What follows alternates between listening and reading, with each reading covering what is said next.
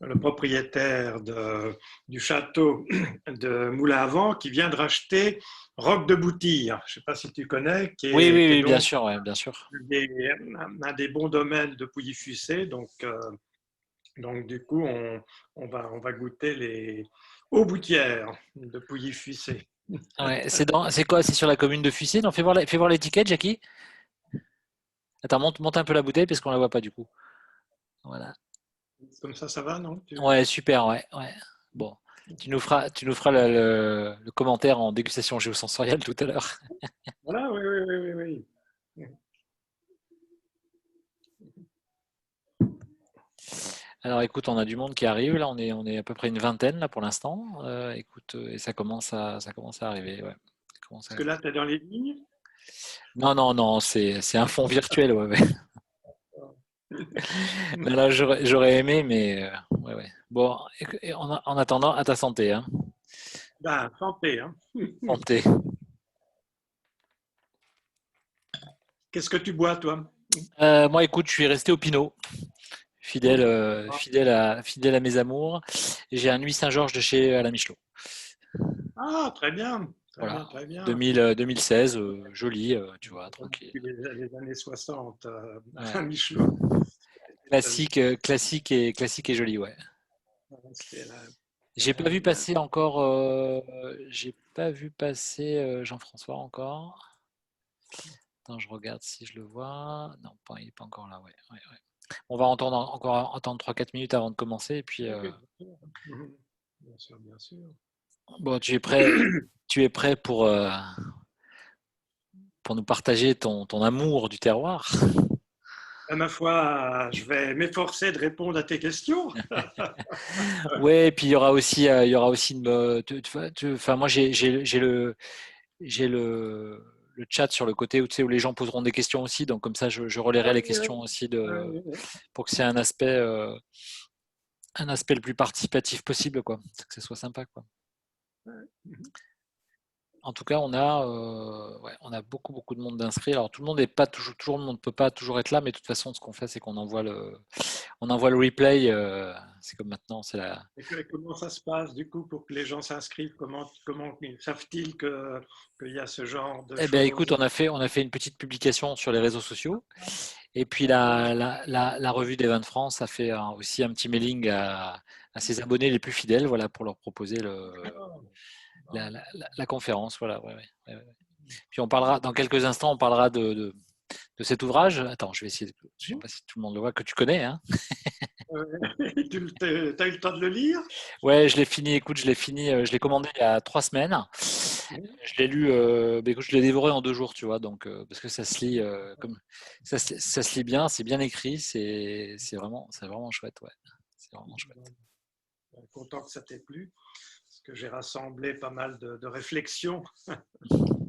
Ouais, et puis c'est ce qui est hyper bon. Après, on va en parler dans le détail, mais c'est vrai, ce qui est vraiment assez, vraiment super sympa, c'est il y a un regard historique sur Mhm. aujourd'hui où on est. Et ce qui est Mhm. toujours important, enfin, c'est pas à toi, universitaire, que je le dirais, mais d'où on vient, Mais c'est oui. toujours important parce que enfin, le passé, et le passé même très lointain finalement, il a un impact Mhm. super important sur ce qu'on vit aujourd'hui et la façon dont on vit le vin aujourd'hui. C'est vrai que ça, on a tendance à l'oublier. Mais oui. Mhm. Ouais. Il y avait un archéologue qui disait, ah ben je crois que, non, c'est pas Jean-Pierre, il y a un archéologue qui disait que connaître son passé, bah, c'est connaître son avenir aussi. Et oui, oui, mais oui. Et oui, et oui. On va patienter quelques instants encore. Dans 2-3 minutes, on va commencer. Je suis allé chercher un crayon au cas où j'ai besoin de noter une question. Eh oui.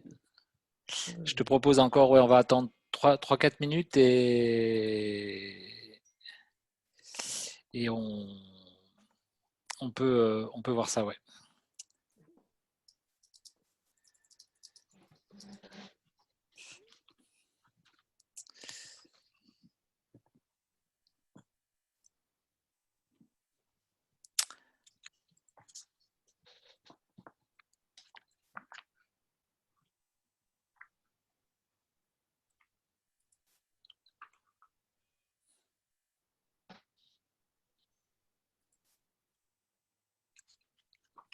J'ai pas vu passer Jean-Pierre encore. Tu l'interroges en fin de parcours? Oui, tout à fait, ouais, ouais, tout à fait, ouais, absolument, ouais. Il nous donnera sa vision sur les vers. Mhm. Oui. C'est que tu as travaillé un petit peu sur les vers, toi? Ben, ma foi, j'étais du début de l'aventure avec Henri Jaillet, parce que c'est Henri Jaillet qui lui avait commandé un verre pour privilégier le toucher de bouche. Ah ouais, donc et ça date de quand ça? Ben, c'était en 2002, tu vois, donc c'est pas d'aujourd'hui. Et ça, Jean-Pierre en a créé plusieurs de verres jusqu'au jour où il a affiné et il dira exactement quelle année il l'a finalisé, le verre véritablement géosensoriel donc, que j'utilise aujourd'hui. Là. Donc ça lui a pris beaucoup de temps, mais il a affiné, c'est-à-dire il a affiné petit à petit. Il a affiné le travail, quoi. Voilà. Attends, il faut que je regarde parce qu'apparemment on a un petit problème de connexion. Apparemment, il y a des gens qui n'arrivent pas à rentrer sur la Vas-y, vas-y. conférence. Ouais, parce que c'est. Ouais, je vous demande 2 petites secondes et je reviens.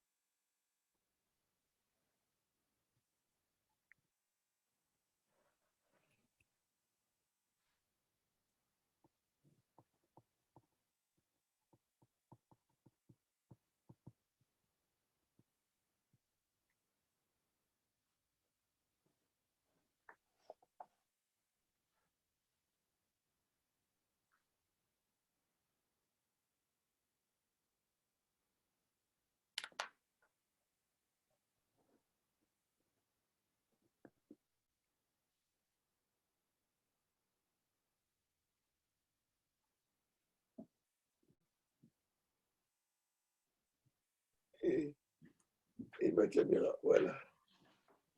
Bonjour à tous. Je vais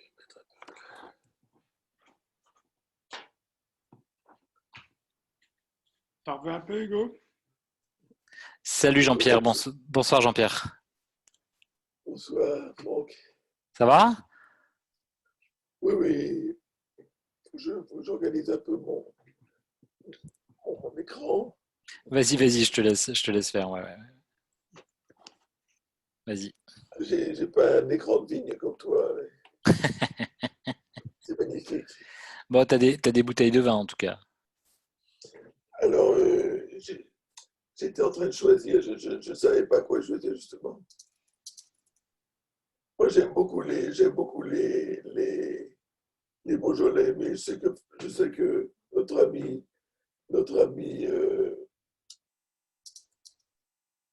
Oui. notre ami Jackie préfère les Gevrey Champagne, non? Bonjour Jackie. Bonjour Jean-Pierre, t'as vu que je déguste avec ton verre? Ah, mais c'est obligatoire, ça. Qu'est-ce que tu dégustes? Du vin blanc. Pouilly Fuissé, aux Boutières, c'est un vigneron que je connais bien, propriétaire de château de Moulin à Vent, qui vient de racheter ce domaine à, à Pouilly-Fuissé qui s'appelle le domaine Roc de Boutire. Très bien. Et donc, le premier millésime depuis qu'il l'a racheté, c'est 2018 que je goûte avec toi, mon cher Jean-Pierre. La santé. Qu'est-ce que tu as ouvert, toi, du coup? Tu es chez toi, là? Oui, oui, oui, oui, oui. Oui. Très bien. Qu'est-ce que t'as ouvert Jean-Pierre? Ah non, je vais chercher, parce que j'ai des fins. Alors, si on peut avoir prendre du vin blanc, je vais chercher du vin blanc. Vas-y. On attend que Jean-Pierre arrive et on va se mettre, on va démarrer dans quelques Ça secondes. y est, les connexions sont faites. Ouais, ça va, on a une cinquantaine de personnes, mais en fait, il y a eu une petite erreur sur la plateforme. Ils ont mis 18h30, donc je pense qu'il y a des personnes qui n'ont qui sont un petit peu en retard. Mais bon, c'est pas grave, on va commencer, il y a l'enregistrement. On enverra le replay, c'est pas un souci. On attend que Jean-Pierre arrive et puis on. Et moi, comme je suis pas très malin avec Internet, tu m'enverras le lien que je puisse regarder tranquillement. Ouais, bien sûr. Quelle belle bouteille tu nous ramènes, Jean-Pierre? C'est juste pour la payer. C'est un Rudy Max Shadow de Jean Thiago. Jean Ah ouais. Sial? Très bien, très, très bon choix. Ça devrait être pas mal. Référence de Rudy. Est-ce que tu veux bien te présenter peut-être, Jackie? Tu fais une petite présentation rapide, comme ça on rentre dans le vif du sujet, si tu veux bien. Ah ben si tu veux, oui. Vas-y. Bien, bonjour à tous, Jacques Rigaud, jeune retraité de l'Université de Bourgogne. Quand je dis jeune, je viens quand même de passer les 70 ans. Donc, j'ai eu la chance à l'Université de Bourgogne de diriger deux secteurs, l'un le médico-psychosocial et l'autre le secteur vigne-vin-terroir. Et j'ai été amené comme ça à faire créer plusieurs diplômes, dont vin et culture, pratique de la dégustation par la connaissance des terroirs, sciences de la vigne. Et auparavant, j'avais, avec Michel Feuillard, réorganisé un petit diplôme qu'on a appelé diplôme de technicien en œnologie pour des jeunes, en particulier des jeunes vignerons qui voulaient acquérir les bases de l'œnologie sans faire le diplôme national d'œnologue qui lui exige un bac+3 pour démarrer. Bref, j'ai consacré une bonne partie de mon temps de travail universitaire à promouvoir les vins de terroir et la dégustation que nous avons rebaptisée avec Henri Jaillet, la dégustation géosensorielle, c'est-à-dire la dégustation des gourmets qui privilégie le toucher de bouche. Donc, maintenant que je suis en retraite, je continue à promouvoir cette pratique de la dégustation géosensorielle et avec Jean-Michel Deiss, on a même réussi à faire créer un diplôme d'université vers le terroir viticole par la dégustation géosensorielle. Donc, je suis toujours très actif, comme mon ami Jean-Pierre, qui nous a créé ce beau verre géosensoriel qui permet d'apprécier véritablement les vins de terroir, c'est-à-dire des vins qui ont une énergie, des vins qui sont vivants, vibrants, et qui délivrent un message original, le message de leur lieu de naissance, d'où le fait que nous avons rebaptisé la dégustation des gourmets, qui a eu cours du XIIe siècle jusqu'à la Révolution française. On l'a rebaptisé dégustation géosensorielle parce que c'est véritablement la dégustation qui permet de ressentir, d'apprécier, de lire le message du lieu, le message gustatif du lieu. Jean-Pierre, tu veux te présenter peut-être en quelques mots? Entre deux gorgées de ce nectar. C'est pas mal. Bon choix, très bon choix. Alors, moi, je suis redevable à notre ami Jackie de connaître ce groupe de vignerons qui s'occupent de faire des vins qui ressemblent au lieu où ils sont nés. Et surtout, je lui suis redevable d'avoir connu Henri Jaillet et d'avoir échangé avec lui des choses que je n'aurais échangé avec personne d'autre. C'est comment dire, justement la dégustation de lieu qui n'est pas la dégustation juste aromatique, je dirais, olfactive, que l'on fait trop souvent et qui nous induit en erreur très souvent. Donc, un jour, Jackie avait organisé avec Henri une extraordinaire dégustation de ses amis vignerons, à l'occasion de laquelle il avait sorti des Crocs-Parentout de 1978 à 1996, ce qui est une chevauchée infernale. C'est extraordinaire. Et en plus, il nous commentait chaque millésime en lisant son carnet dans lequel il avait noté tous les aléas climatiques de l'année. C'était vraiment très impressionnant. Et ensuite, au sortir de cette dégustation, j'ai dit, mais Monsieur Jaillet, comment se fait-il que vous ayez choisi mes verres pour organiser cette dégustation? Alors il me dit, écoutez, c'est parce que dans ces verres, je retrouve mes marques, je retrouve les sensations que j'ai en dégustant à la tasse. C'était au tasse de vin. Et c'est-à-dire que, en quelque sorte, mes verres déformaient relativement peu le, la sensation de bouche. Et à partir de là, j'ai travaillé, j'ai présenté mes travaux lors de plusieurs euh, comment dire, réunions que Jackie organisait autour d'Henri. Et c'est grâce à ça que j'ai même mis mes, mes, mes verres au point euh, en utilisant les études que j'ai faites en géo, géobiologie et bioénergétique. Parce que c'est pas si facile de passer du terroir à la dégustation. Les verres j'ai souffert pendant des années du fait que les verres installaient une espèce d'écran entre le vin et moi. Et ce n'est que lorsque j'ai découvert la bioénergie que j'ai réussi à faire des verres qui s'affranchissaient des a priori de dégustation. Bon, bah, écoute, Voilà. on va rentrer après dans le détail de tout ça. Merci, merci Jean-Pierre. Je vous propose juste de vous partager l'écran juste quelques instants. Je me suis permis de faire un tout petit slide. Un petit slide. J'aimerais que tu nous parles après de la dégustation intuitive qui me Ah ben paraît très intéressante. je vais en parler avec grand plaisir. Ouais, tout à fait, ouais, Ah oui. absolument. Ouais.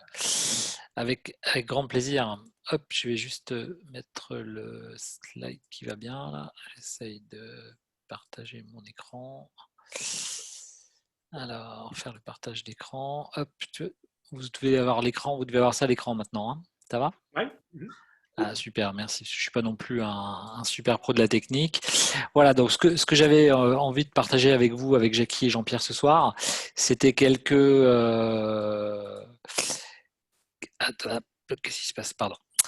Qui était un petit peu donc l'histoire de la dégustation géosensorielle, que Jackie nous parle un petit peu des personnages clés, un petit peu de choses sur l'évolution de la pratique, comment la pratique de la dégustation a évolué entre-temps entre la dégustation des gourmets et la dégustation qu'on connaît aujourd'hui analytique, parler un petit peu des outils de la dégustation géosensorielle et puis de terminer par une intervention de Jean-Pierre sur le verre. Voilà. Si vous voulez bien, ça serait sympa de voir ça un petit peu dans cet ordre-là. Je vais te passer la main, Jackie, pour que tu nous donnes un petit peu finalement le contexte historique et ce que tu as pu toi partager pendant toutes ces années. L'histoire a commencé tout simplement avec Henri Jaillet, dont Jean-Pierre a évoqué la mémoire. Et ce que Jean-Pierre a évoqué, cette dégustation mémorable, c'était à l'occasion de ses 80 ans qu'on avait organisé, Henri et moi, une dégustation suivie d'un repas. Donc je dois à Henri Jaillet de m'avoir remis dans la direction, dans le chemin de cette dégustation des gourmets, tout simplement parce que un jour que j'avais rassemblé autour de moi quelques copains ligériens, dont Didier Dagneau, dont Nadi Foucault, et je les avais emmenés chez Henri Jaillet et je dégustais un de ces crocs-parentout avec moult descripteurs, comme on dit aujourd'hui, olfactifs. Et parce que j'avais appris à déguster comme ça, tout simplement. Et Henri, à un moment, me regarde, dit donc, Jackie, oublie quand même pas que le vin, il n'est pas fait pour être reniflé, il est fait pour être bu.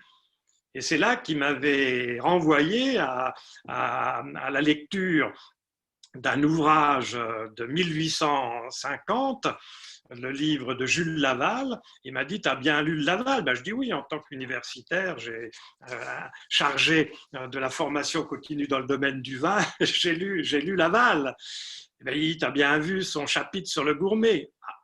Et là, j'ai avoué que je ne me rappelais pas avoir vu ce chapitre sur le gourmet. En fait, c'est 2 pages. Le chapitre, c'est un tout petit chapitre, mais tout est dit dans ce chapitre 1855.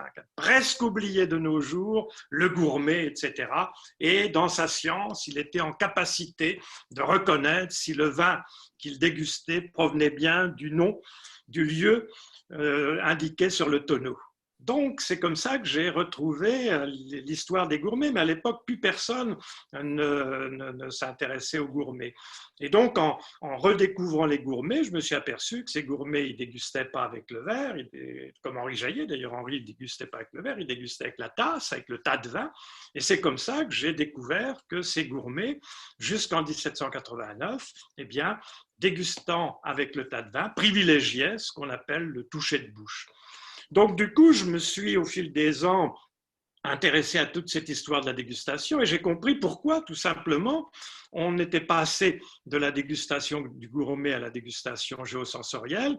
Et le grand moment, c'est le moment où les ingénieurs de l'Institut national des appellations d'origine, de l'INAO, demandent à Jules Chauvet un verre pour mettre en œuvre une dégustation scientifique. C'est-à-dire que dans les années 60, quand les ingénieurs de l'INAO ont voulu ramener l'intérêt fort pour le lien entre le goût et le lieu, ils n'ont trouvé qu'un seul scientifique à l'époque. Il y avait très peu de gens qui s'intéressaient en tant que scientifique à la dégustation, et c'est Jules Chauvet. Jules Chauvet, eh bien lui, il était spécialiste de l'olfaction. Il travaillait là-dessus. Donc, il leur a dit, ben, moi, je vous le fais, votre verre scientifique, et je vous la crée.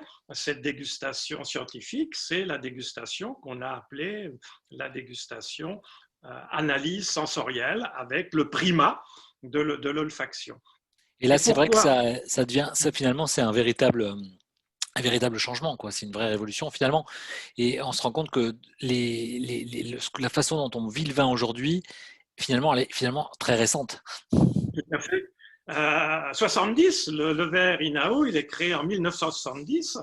Et à partir de ce moment-là, eh bien, on va privilégier l'olfaction. Ça ne veut pas dire qu'on ignore la bouche, mais disons que la bouche va devenir secondaire. Et maintenant, comme j'ai la chance de travailler avec Gabriel Lepouzet, Gabriel confirme qu'effectivement, quand on commence par le nez, premier nez, deuxième nez, troisième nez, eh bien, on se polarise sur les odeurs, et une fois qu'on met le vin en bouche, ben, que fait le cerveau? Le cerveau, par la rétroolfaction, va affiner la compréhension, l'analyse des arômes. Donc, une fois le vin en bouche, c'est également l'aromatique qui va être particulièrement recherché. Et puis, coup de chance extraordinaire pour les ingénieurs INAO, pour les œnologues, eh bien, mon vieux copain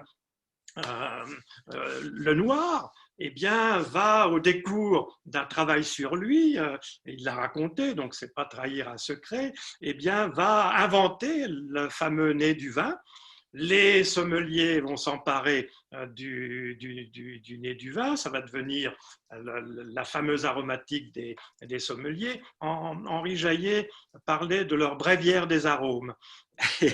Et même le BIVB, via un de ses ingénieurs, va créer la cave aux arômes. Donc, vous voyez, même la Bourgogne, qui était le berceau des vins de terroir, des vins de terroir, va se lancer dans le primat de l'olfaction avec la cave aux arômes. Donc, tout ça, pas pour dire que les arômes n'existent pas, bien évidemment qu'ils existent, bien évidemment que les vins dégagent des arômes fort intéressants, mais ce que l'on sait aujourd'hui, c'est que la dimension olfactive, elle est reliée directement au cerveau avec la mémoire. C'est-à-dire que personne ne ressent la même chose puisque nous avons tous une mémoire olfactive, une mémoire, une Madeleine de Proust, puisque Proust a été le premier à découvrir qu'effectivement, il y a un lien direct entre l'olfaction et la mémoire. Donc, personne ne sent la même chose. Et puis surtout, les arômes du vin de terroir,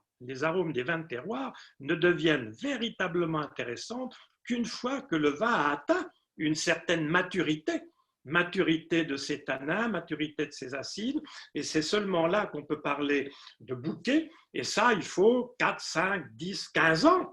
Alors que dans leur jeunesse, eh bien, les vins sont davantage sur ce qu'on appelle le fruit. Et puis surtout, pour les grands vins de lieu élevés en fût, eh bien, on a surtout les odeurs de barrique, les odeurs de fût. Et c'est compréhensible aussi que ça s'est terriblement développé l'intérêt pour les odeurs, parce que les Américains, quand ils ont commencé à faire des grands vins, la première chose qui a distingué le grand vin pour l'Américain, c'est le tonneau, c'est le bois neuf, c'est la sensation de boisé. Qu'est-ce qu'un grand vin pour l'amateur américain qui débute sa connaissance des grands vins? Eh bien, c'est un vin boisé, c'est un vin toasté, c'est un vin qui exprime d'abord quelque chose du fût avant d'exprimer quelque chose du terroir.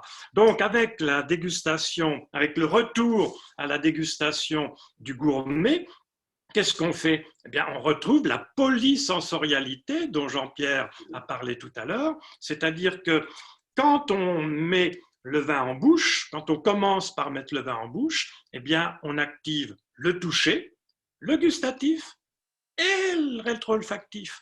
Donc, les trois sens sont mis au travail dès l'entrée en bouche. Il n'y en a aucun des trois qui est privilégié a priori par le cerveau, puisque si on commence par la bouche, eh bien, le cerveau est touché par ces trois sens. C'est le cas de le dire, est touché par les trois sens, le toucher de bouche, qui est un sens physique, le gustatif, qui est un sens chimique, et le rétro-olfactif, qui est un sens chimique. Et du coup, comme le dira Jean-Pierre tout à l'heure, on a d'emblée une approche holistique du vin, et non pas séquentielle, parce que le terroir, il s'exprime d'une manière holistique.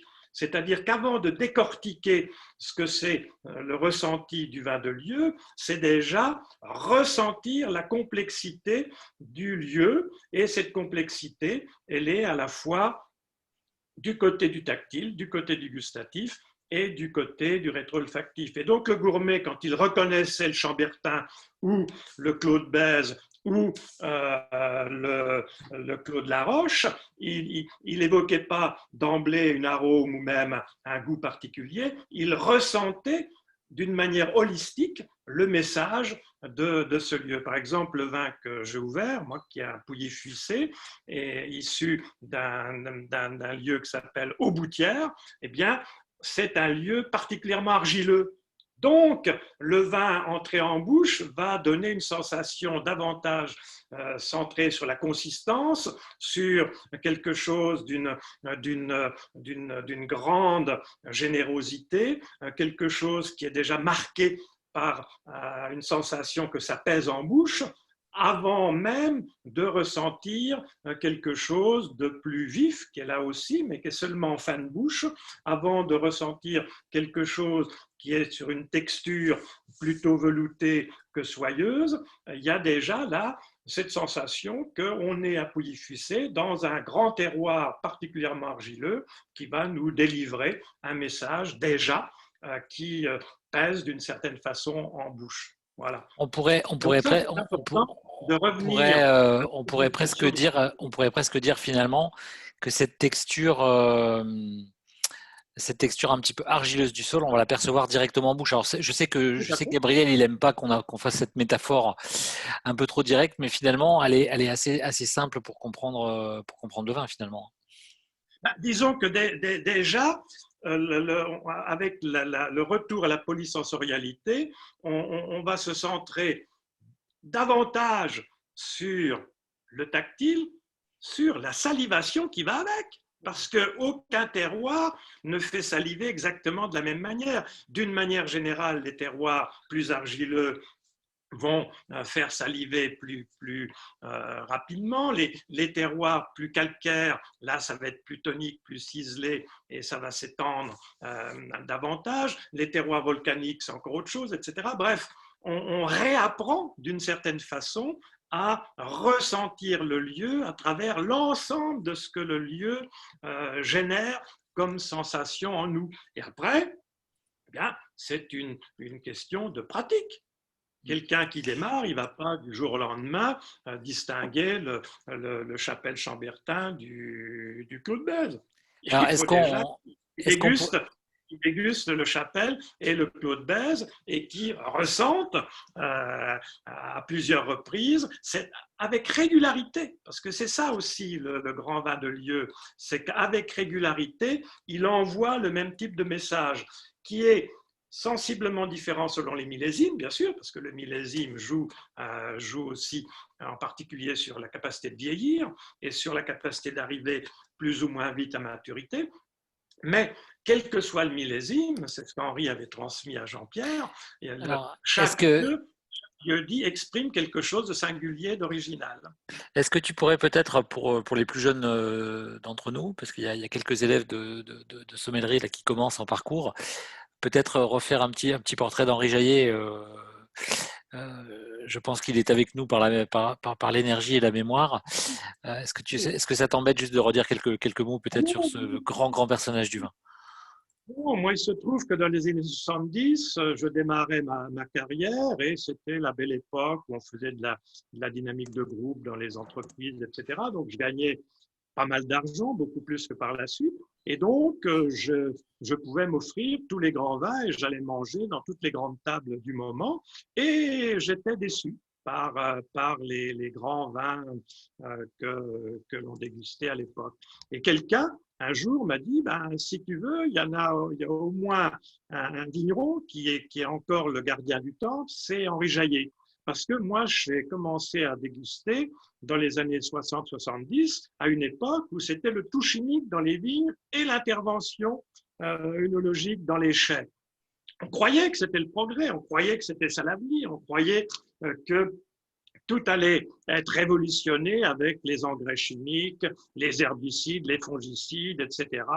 Et en fait, certes, les raisins étaient beaux, mais ils étaient devenus insipides. Bref, tous les vins se ressemblaient. Ce qui est assez terrible, c'est que même dans les années 70-80, moi j'étais tout petit, mais c'est ce que j'ai lu, c'est que même les plus grands domaines, enfin beaucoup, pas tous, hein, mais une grande partie malheureusement a cédé aux sirènes de la facilité, puisque finalement on s'est dit on va moins se fatiguer, le travail va être plus simple.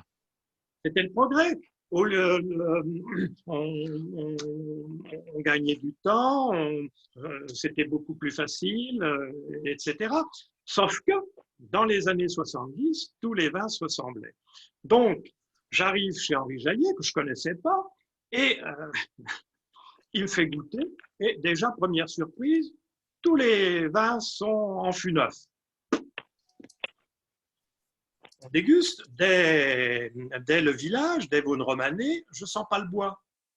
On passe au premier cru, pareil. Et de surcroît, chaque vin est différent et malgré le fût neuf, je ne ressens ni le toasté, ni le boisé. Je ressens quelque chose de l'ordre d'une texture, de l'ordre d'une jolie vivacité, d'une certaine vibration. Par la suite, j'apprendrai que c'est l'énergie. Et du coup… Alors, qu'est-ce que… Je me permets de t'interrompre et je te laisserai poursuivre le descriptif d'Henri ensuite. Qu'est-ce que tu appelles énergie? Parce que bon, moi j'ai ma petite idée et je sais qu'on partage la même chose. Et puis Jean-Pierre reviendra ensuite là-dessus. Mais qu'est-ce que tu peux appeler comme énergie?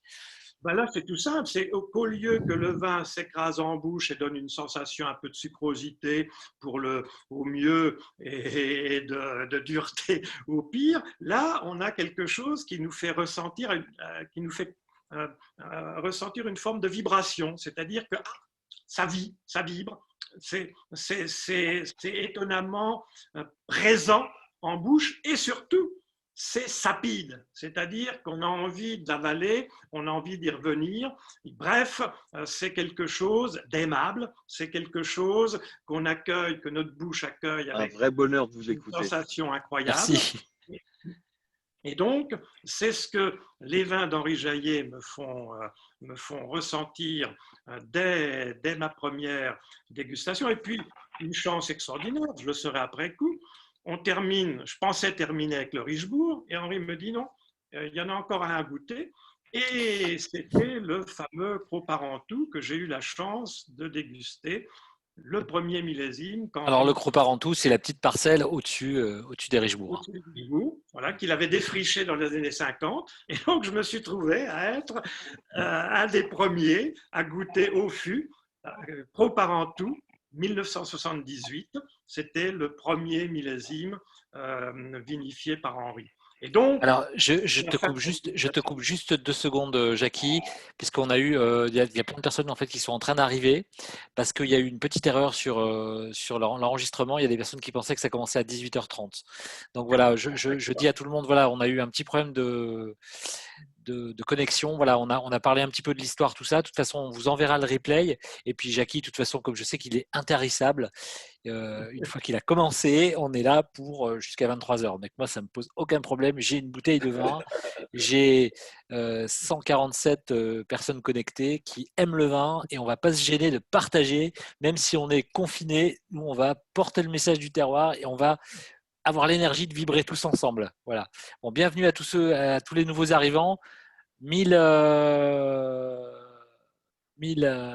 excuses pour le petit retard, ceux qui ont du mal à se connecter, mais c'est pas grave, on va continuer. Donc, Jackie, je te laisse finir le oui, portrait. Tu faisais parler d'Henri Jayer. Je disais que je remercierai jamais assez ce courtier dont j'ai oublié le nom, qui m'avait mis sur la piste d'Henri Jayer à la fin des années 70, c'était en 79.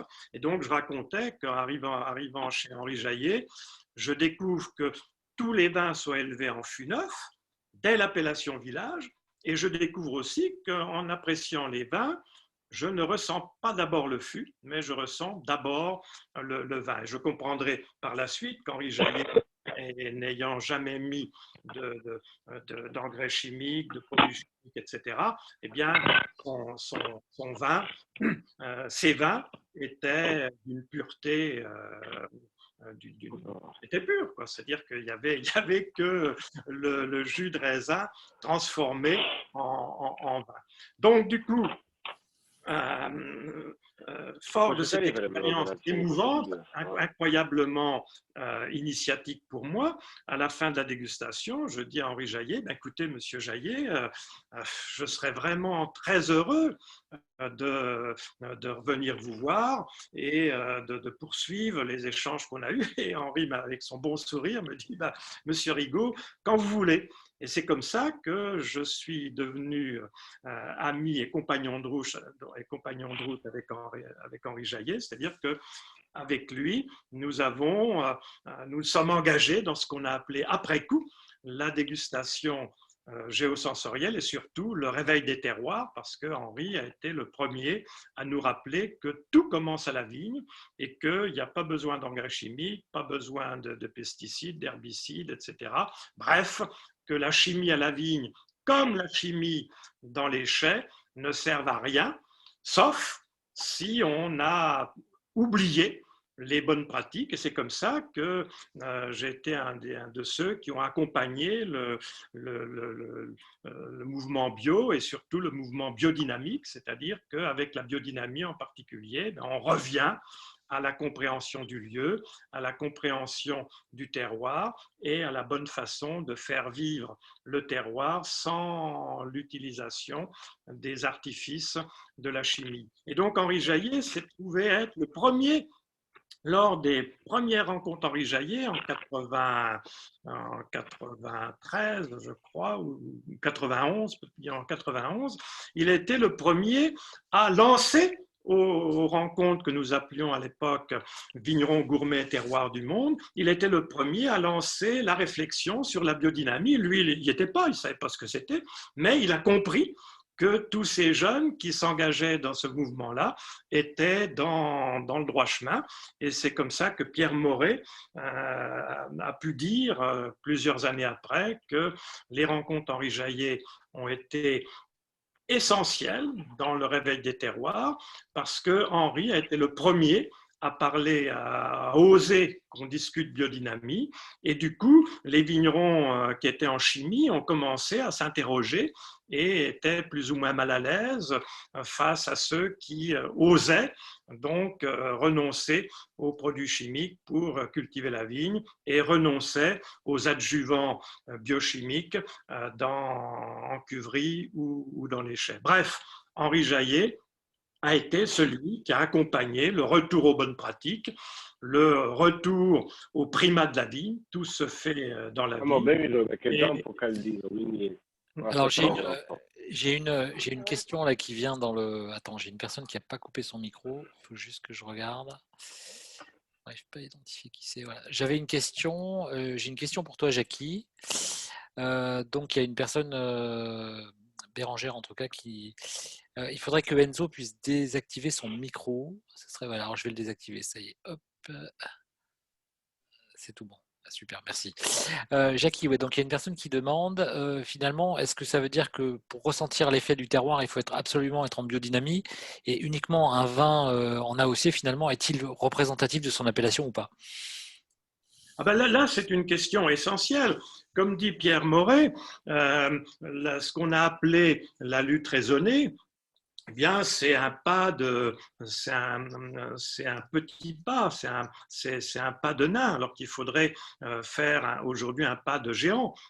Effectivement, pour revenir au goût du lieu, eh bien, il faut revenir aux bonnes pratiques viticoles, sachant que la biodynamie, comme le dit très très justement Ted Lemon, que j'aime à citer, c'est le chef de file de la biodynamie en Californie, eh bien Ted Lemon rappelle que la biodynamie, c'est déjà 80% de retour aux bonnes pratiques d'avant la chimie, d'avant l'introduction de la chimie dans les vignes. Alors après, ça se discute, les 20% dus à la biodynamie, que certains disent que c'est du pipeau.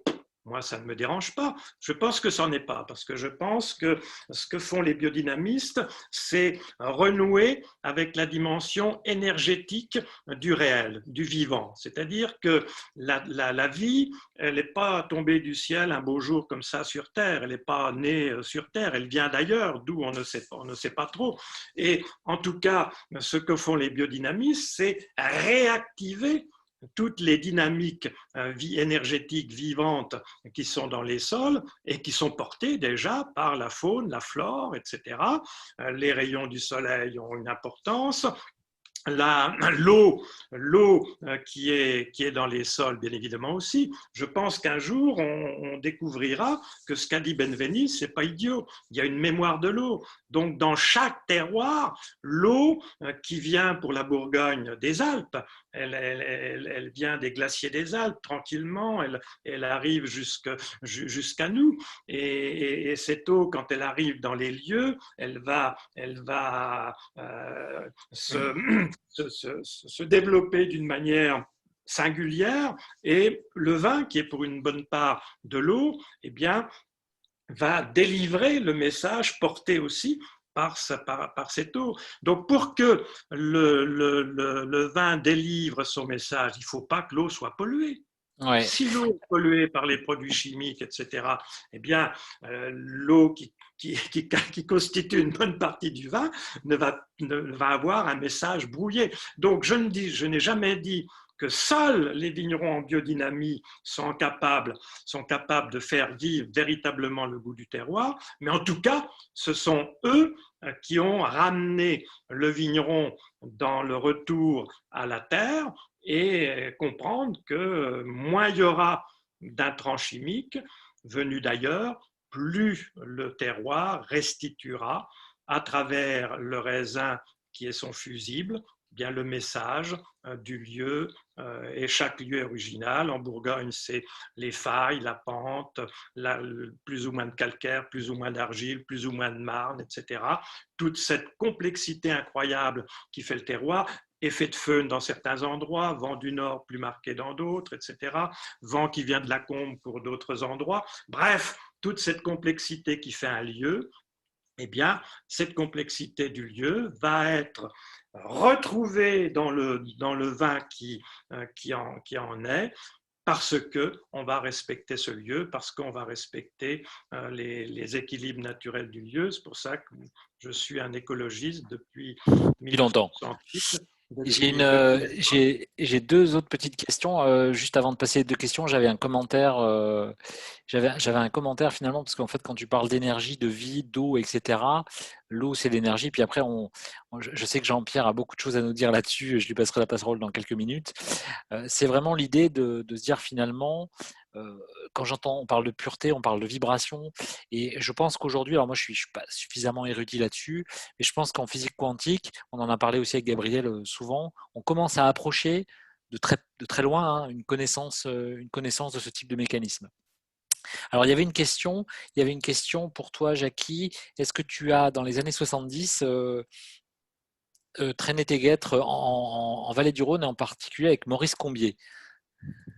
Alors, je n'ai pas connu Maurice Combier, j'ai connu Gérard Chave, mais Henri Jaillet me disait qu'effectivement, pour lui, les terroirs de la vallée du Rhône étaient sans doute ceux qui avaient le plus de complexité. Il était très intéressé par ce qui se passait dans la vallée du Rhône, mais je n'ai pas connu ce monsieur, non. Et j'avais une petite question de Lisa qui dit finalement, donc je lis, je cite, la dégustation géosensorielle n'est-elle pas qu'une lecture de la texture et n'est-elle pas aussi une affaire de subjectivité du dégustateur? De toute façon, le dégustateur apprécie le vin avec toute sa réalité physique et psychique. Et moi, comme tu le sais, cher Thomas, je suis plus proche de Spinoza que de Descartes. Et pour Spinoza, il n'y a pas de muraille de Chine entre le corps et le psychisme. Nous sommes une unité corporelle, psychique, biologique, spirituelle, etc. Et donc, quand nous dégustons, nous apprécions le vin à travers nos émois, nos émotions, notre esprit, notre spiritualité, notre biologie, notre biochimie, etc. Et ce qui compte pour moi, c'est de retrouver ce terme que mon vieil ami Anselme Sellos a remis sur orbite, le terme de sapidité.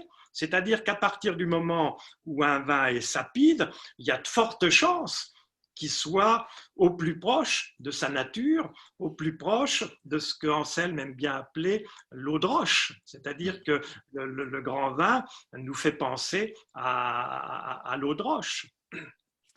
Et je rajouterais par rapport à ce que tu dis là sur cette notion de subjectivité, nous, à travers la dégustation intuitive à l'école, on l'a beaucoup travaillé parce que finalement, on propose finalement de faire qu'une seule chose à la fois en dégustation intuitive, soit de sentir, soit de goûter, et de pas faire les deux. Et ensuite, on s'est aussi beaucoup rendu compte que finalement, on passe par un sas de lâcher prise, c'est-à-dire qu'on bande les yeux, on va travailler sur des exercices de relaxation, de méditation, etc., pour descendre à l'intérieur de soi. Et on va dire, et ça c'est Gabriel qui l'a aussi illustré, il a dit par exemple, si on met un bandeau sur les yeux au bout de 3 minutes, ça change l'organisation des perceptions au niveau du cerveau. Et nous, en fait, on l'a fait de façon empirique et Gabriel l'a expliqué de façon scientifique. Mais ce qui est extrêmement intéressant, c'est que finalement, on va diminuer les interférences intérieures parce que finalement, Jean-Pierre nous parlera du verre tout à l'heure, tu nous parles du terroir, mais il y a une chose qu'on a souvent aussi oubliée, c'est le dégustateur. Le dégustateur, il va être soumis à des mouvements de corps, des mouvements émotionnels, des mouvements psychiques, et automatiquement, le fait de se mettre dans une posture un petit peu plus neutre et un petit peu plus vide comme un réceptacle finalement, ça permet d'avoir une vision plus claire là-dessus. Ouais. Il y a une petite... Ouais, c'est là que les moines bénédictins nous ont tout appris, c'est-à-dire que les moines mangeaient en silence, en fermant les yeux, accueillaient le vin comme la nourriture, en étant le plus proche possible de ce qu'ils allaient mettre en bouche Et ça, c'est quand même essentiel de rappeler ça. Aujourd'hui, on a été beaucoup trop formaté par la fameuse aromatique. Alors, mon souci, c'est pas de formater les gens, les dégustateurs d'aujourd'hui à un nouveau formatage qu'on appelle dégustation géosensorielle, puisque en appui maintenant avec ce que nous enseigne Gabriel de Pouzet, ce qui compte, c'est réhabiliter la polysensorialité, c'est-à-dire accueillons Et le voilà. vin avec tous nos sens, accueillons le vin avec notre capacité de ressentir et de retrouver une forme de vérité. Alors, je vais peut-être passer la parole un petit peu à Jean-Pierre. Jean-Pierre, je vais te poser une petite question. Je sais qu'on en a parlé ensemble samedi. C'est cette notion finalement, le verre, donc il y a eu le test vin au départ, et puis le verre est comme un outil quand même finalement, c'est comme, j'en parlais avec un chef de cuisine, Sylvain, il faudrait que tu coupes ton micro s'il te plaît. Hop, ouais. Ah, ça y est, c'est bon, j'ai résolu le problème, pardon. C'est comme on disait avec un chef de cuisine, finalement l'assiette, le couvert, etc., c'est ce qui va valoriser l'aspect visuel. Donc est-ce que tu peux nous raconter, nous on s'est connus dans le début des années 2000, Jean-Pierre, avec la naissance du grand jury européen, etc., etc. Est-ce que tu pourrais partager avec nous voilà, quel a été ton chemin d'ingénieur acoustique, quel a été ce chemin pour arriver au verre aujourd'hui Ultima de Royal Glass que tu mets en œuvre? C'était une épopée. Je voudrais dire, pour revenir juste un petit instant sur ce que disait Jackie, Henri Jaillet précisait que lorsqu'il déguste, l'appât aromatique était secondaire. Le terroir se manifestait, s'exprimait dans tous les millésimes par une espèce de structure gustative, tandis que les aspects aromatiques étaient plus dépendants du millésime. Ça m'a beaucoup impressionné parce que je voyais les gens déguster de façon totalement différente. Et Henri nous disait ça d'une façon très, très appuyée. Vraiment que on arrive à différencier tous les différents crus, indépendamment du millésime. Ça, c'est assez remarquable. Alors, donc, oui, personnellement, j'ai ressenti, comme je t'avais expliqué, je crois que j'ai ressenti le problème des verres. Pour moi, ils installaient un écran entre le vin et moi. Donc, j'étais toujours frustré par l'expression du vin parce qu'elle avait été déformée par le verre. Le verre a cette capacité comme comment dire, Un maquillage. Une sorte de maquillage, tout à fait, quelque chose qui va Ah, perdre. voilà. Ouais. ah oui, c'est terrible, c'est terrible. Et alors, en plus de ça, on a beaucoup de mal à savoir dans quel sens. Alors, les gens disent, ah oui, pour les Bourgognes, il faut ceci, pour les Bordeaux, il faut cela. Et finalement, je me suis attelé à cette tâche d'essayer de comprendre cet effet. Mais ça m'a pris quand même 20 ans. C'était pas facile. Donc, comme je disais l'autre jour, moi, j'ai eu la chance d'étudier la géobiologie et la bioénergétique. Et donc, à travers la géobiologie et la bioénergétique, on commence à comprendre un petit peu pourquoi telle région s'exprime de telle façon, pourquoi le soleil, le vent, tout ça agissent comme on le perçoit dans la dégustation géosensorielle. Et j'ai réussi enfin, j'ai fait un premier pas, disons, sur l'obtention d'un verre neutre. C'est-à-dire, dans mes verres, le, le vin nous donne toujours un plaisir extraordinaire. On- les bons vins font merveilleusement saliver. On sent si le vin a été brusqué par une manipulation chimique ou pas, que ce soit dans la vigne, que ce soit au chai. Et donc, on est vraiment, on est tout proche, on est en connexion avec le terroir. C'est ce que Jackie m'a aidé à, à, à préciser en utilisant certains de mes vers comme des vers géosensoriels. Parce que c'est extrêmement difficile, à mon avis, de faire le lien entre le lieu le vin, son climat, la façon dont on a traité la vigne et tout. Et alors, il faut se rappeler une chose importante, c'est que chaque fois qu'on aura brusqué la vigne ou le vin, eh ben, on perdra de la, du rayonnement, de la, de la sapidité. C'est Enfin, un petit peu, c'est un petit peu, c'est un petit peu finalement comme s'il y avait une espèce de bruit parasite qui venait se glisser entre le vin et le dégustateur. mais c'est pire que ça. C'est un marteau-piqueur qui. Absolument. Et alors, je me rappelle toujours la première fois que j'ai eu l'occasion de déguster.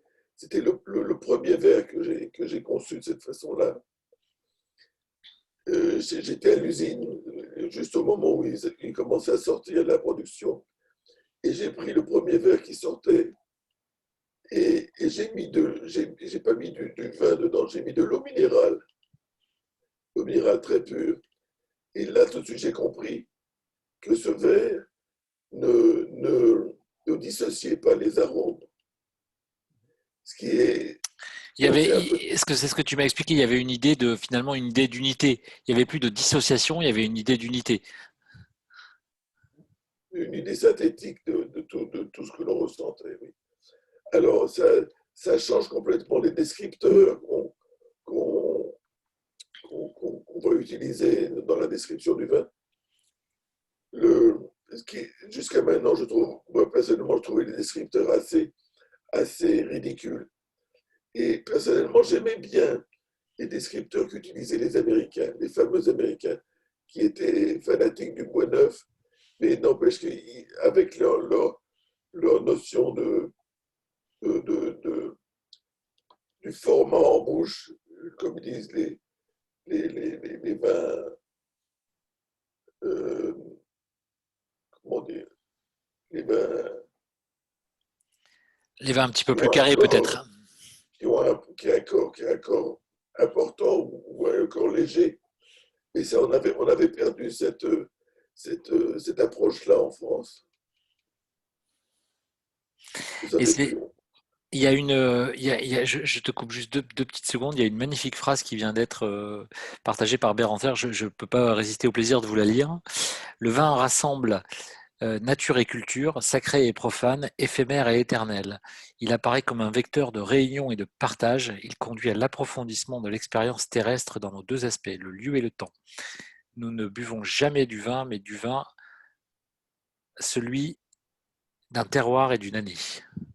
Je trouve ça terriblement juste. Jackie, tu veux dire un Oui, mot oui. peut-être par rapport à ça?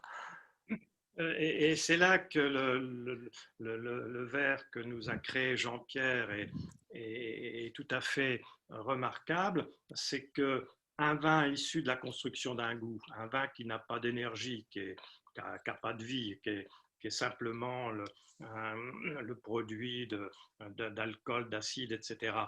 Eh bien, le verre va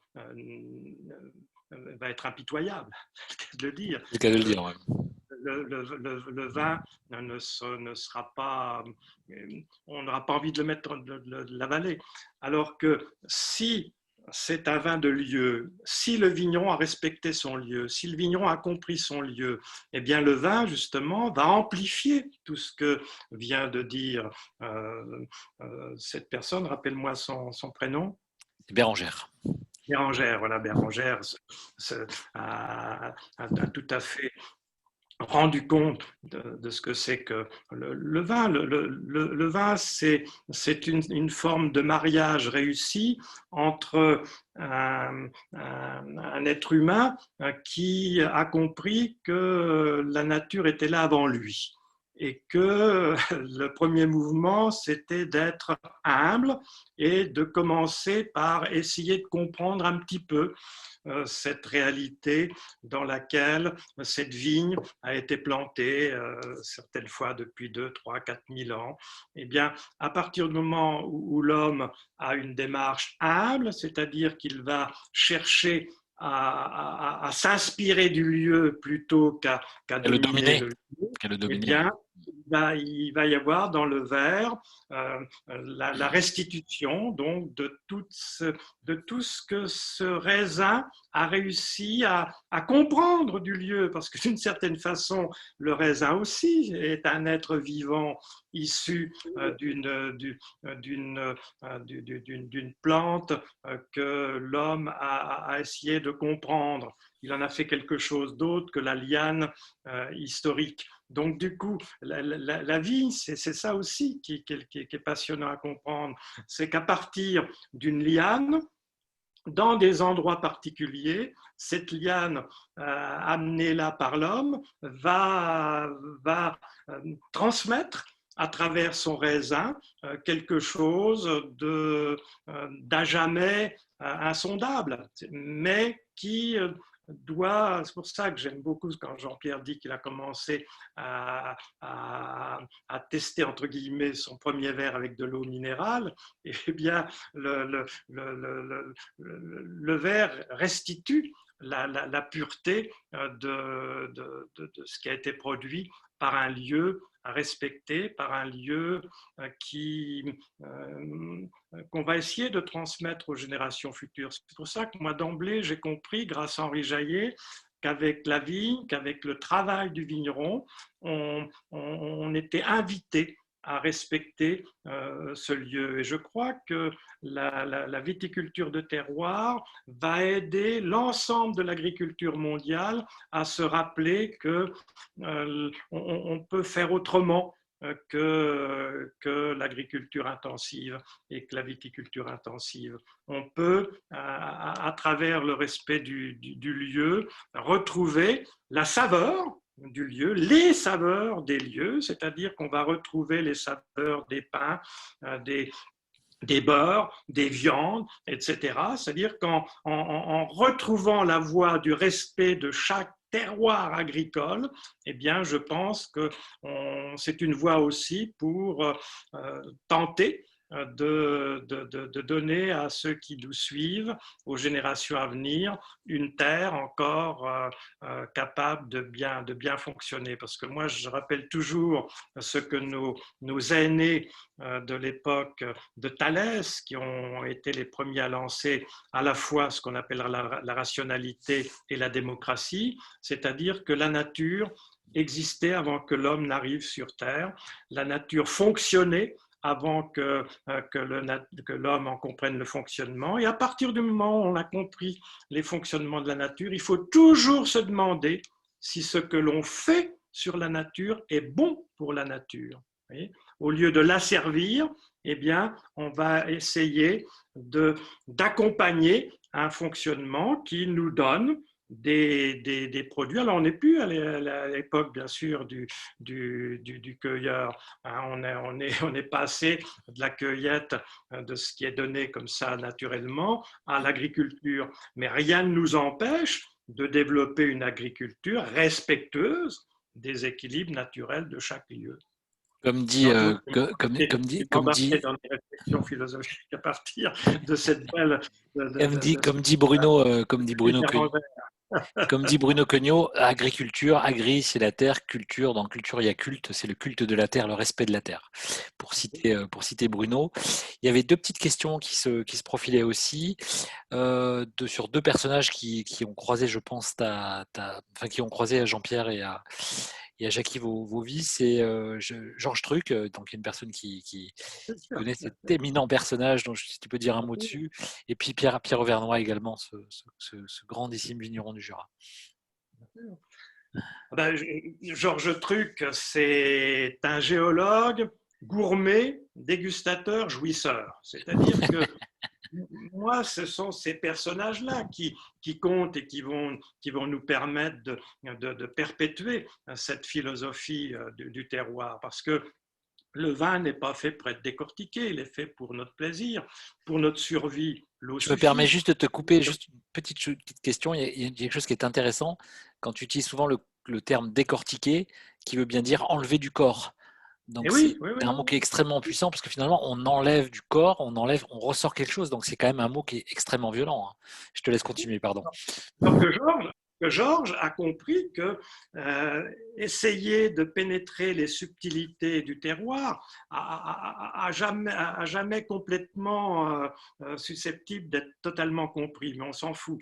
Mais en essayant de comprendre le plus subtilement possible le lieu, eh bien, ça va aider les vignerons à planter leurs vignes tel cépage dans tel endroit et non pas dans tel autre, etc. Et donc, Georges est un géologue qui accompagne une viticulture que j'aime qualifier de haute couture.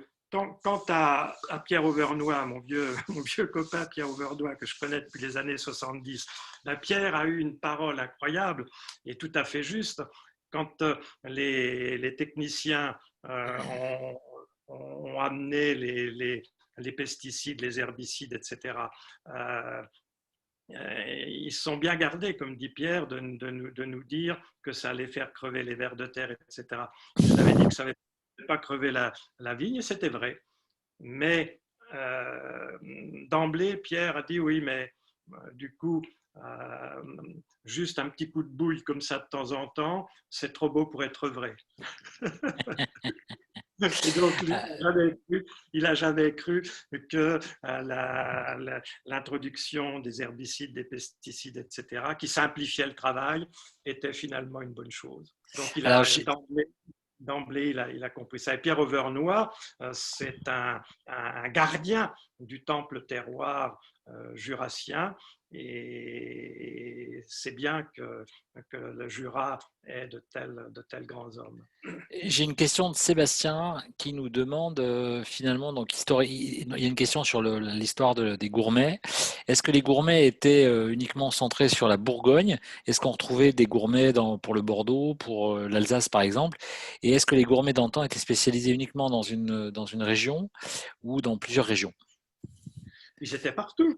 La première fois où j'ai fait un topo sur les gourmets aux rencontres qu'on appelait Vignerons Gourmets Terroir du Monde, au début des années 90, Léonard Humbrecht, qui était là, vient me voir à la fin, me dit Jackie, je crois qu'on se tutoyait déjà à l'époque, c'est très intéressant ce que tu nous as dit, c'est vraiment dommage qu'on n'avait pas de gourmets en Alsace. Je dis bien sûr que si, cher Léonard, il y avait des gourmets en Alsace comme en Bourgogne, et toi qui as beaucoup de relations, si tu as des amis historiens, demande-leur de t'aider à retrouver la piste des gourmets en Alsace, comme moi, Henri Jaillet, m'a permis de retrouver la trace des gourmets en Bourgogne.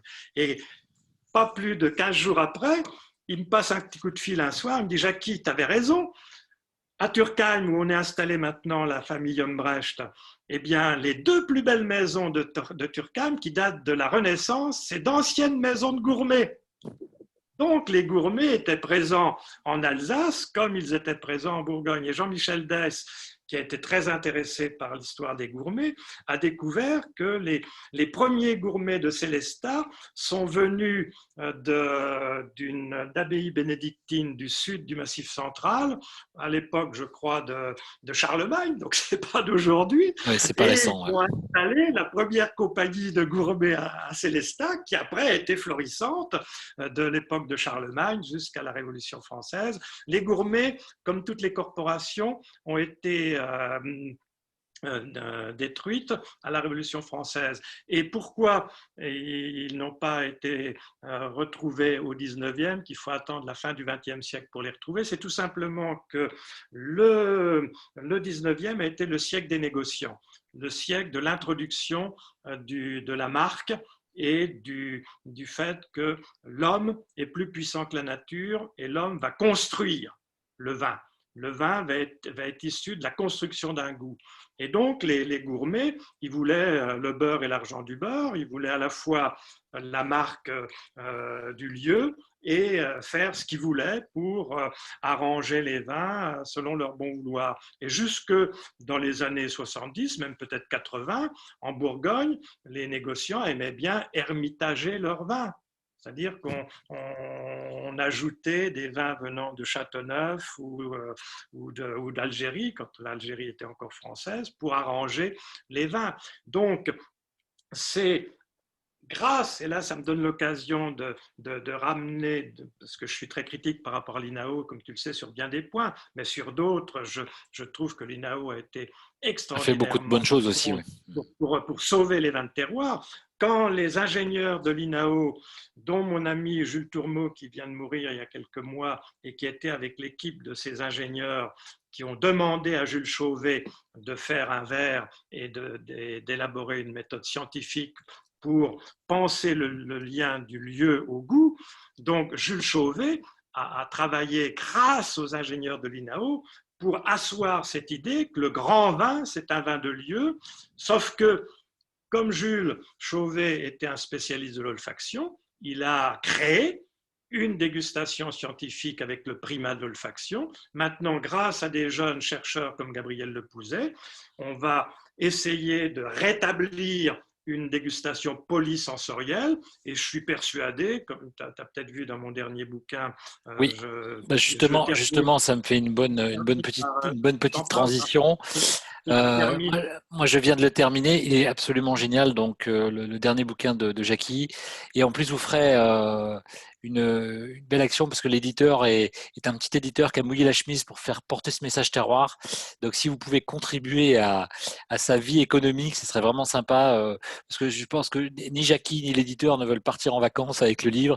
Ils veulent juste porter un message très fort et un beau message d'espoir pour la Terre. Et c'est un petit geste de contribuer à soutenir le terroir par l'acquisition du livre. Je pensais que tu en parlerais éventuellement à la fin, mais mon intervention, c'était plutôt... Mais c'est bien que tu le places à ce moment-là. Ce n'était pas préparé notre affaire.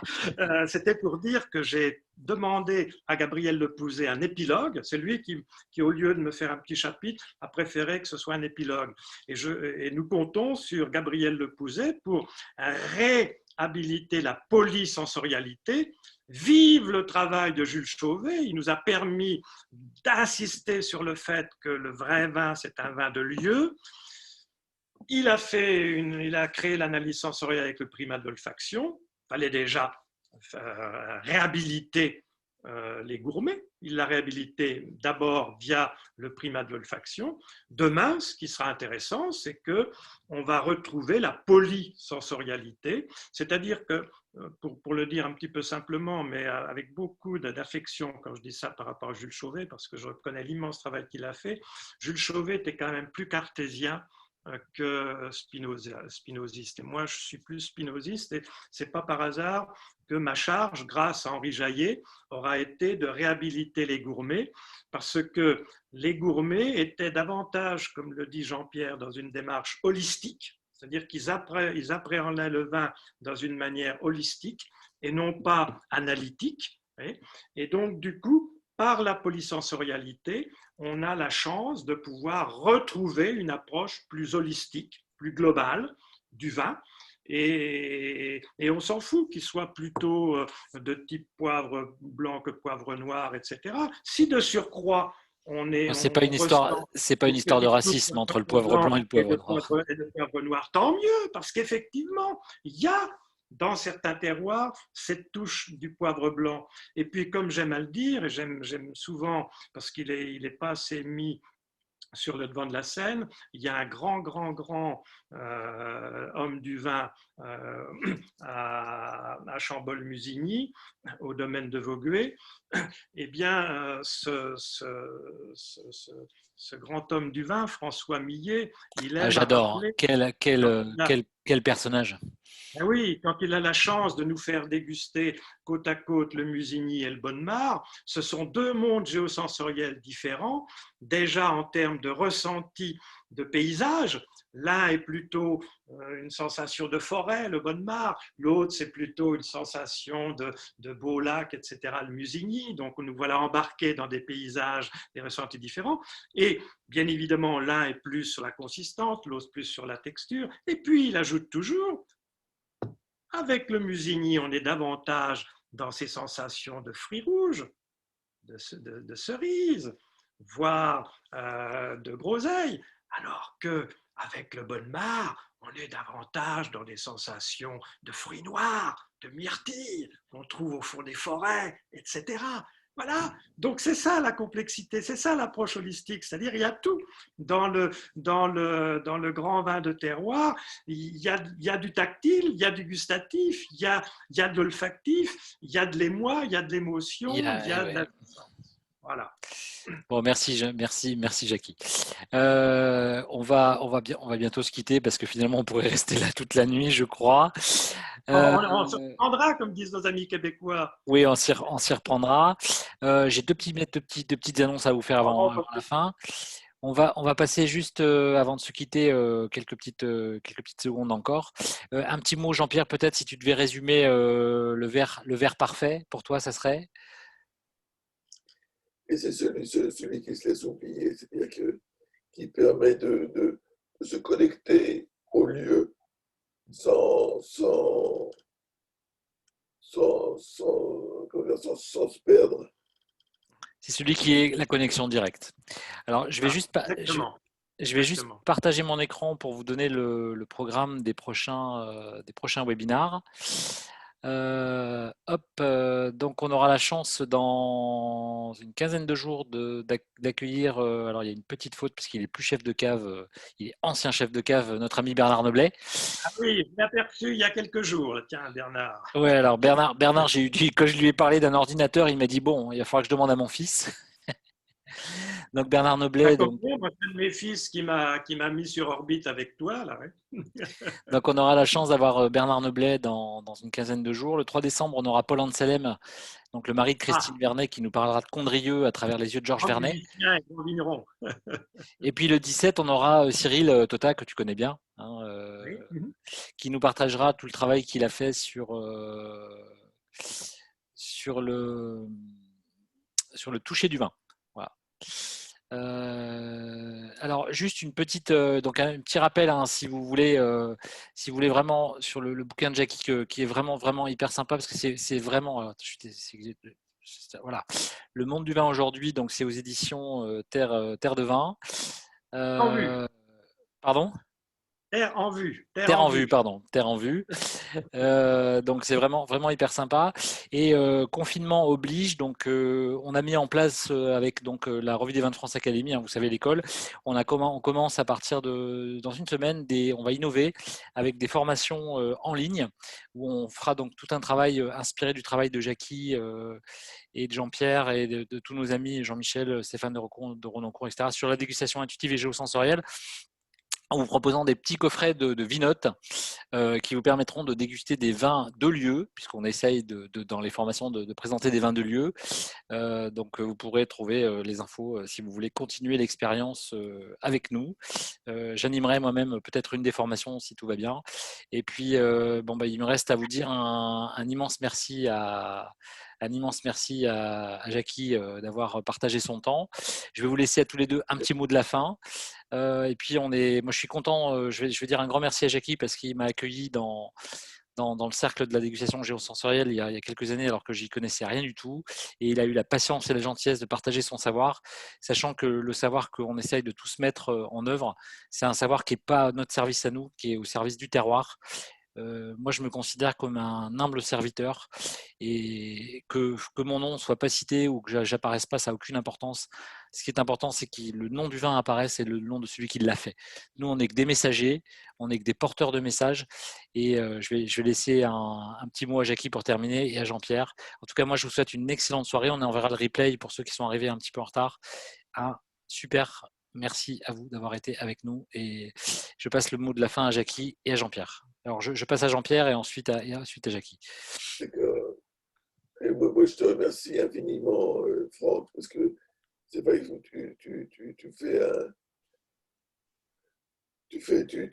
tu mets ce merveilleux tremplin à notre disposition là, pour comprendre des choses essentielles.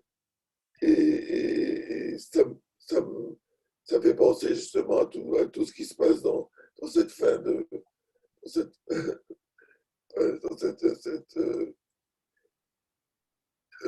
dans cette époque actuelle où on se pose beaucoup de questions et en même temps, curieusement, on revient aux fondamentaux. Donc, on fait confiance au ressenti et non seulement au mental. Et ça, c'est la clé pour être heureux tous ensemble Ouais. sur cette terre, je pense. Revenir à l'énergie du cœur. Merci Jean-Pierre, en tout cas, merci d'avoir passé ce temps avec nous. Jackie, un petit mot de conclusion. Ce que tu as dit par rapport à notre rencontre et notre compagnonnage me fait penser que c'est ça être professeur. Et dans le contexte actuel, je suis vraiment très fier d'être un professeur qui transmet cette pratique de la dégustation géosensorielle. Je la dois à Henri Jaillet, lequel la tenait de René Angel, lequel la tenait de Jules Laval. Bref, ne lâchons rien sur la transmission des valeurs et les valeurs autour du grand vin de lieu et de la dégustation de ces grands vins de lieu que nous avons d'une manière très subtile avec ton verre, mon cher Jean-Pierre, parce que c'est vrai que ton verre est un magnifique fusible entre le lieu et ce que le lieu nous donne, c'est-à-dire le vin, et vive le vin de lieu, vive l'amitié, vive la transmission. C'est un écrin, le verre de Jean-Pierre, c'est un écrin vibratoire. Merci à vous tous. Du fond du cœur, merci pour tout ce temps, merci pour le partage. Vive le vin, vive la vie. Et même si les temps sont compliqués, gardons l'énergie de la lumière dans nos cœurs, l'énergie de l'amour, l'énergie du partage. Et un homme célèbre a dit aimez-vous les uns les autres. Je crois qu'aujourd'hui, c'est encore plus le moment de le faire. Bonne soirée à vous tous et merci. Merci à vous tous. Merci. Merci à vous tous. Bravo pour ton travail. Merci de m'accompagner dans ce beau moment. Bonne soirée à vous tous, à bientôt. Salut. Salut.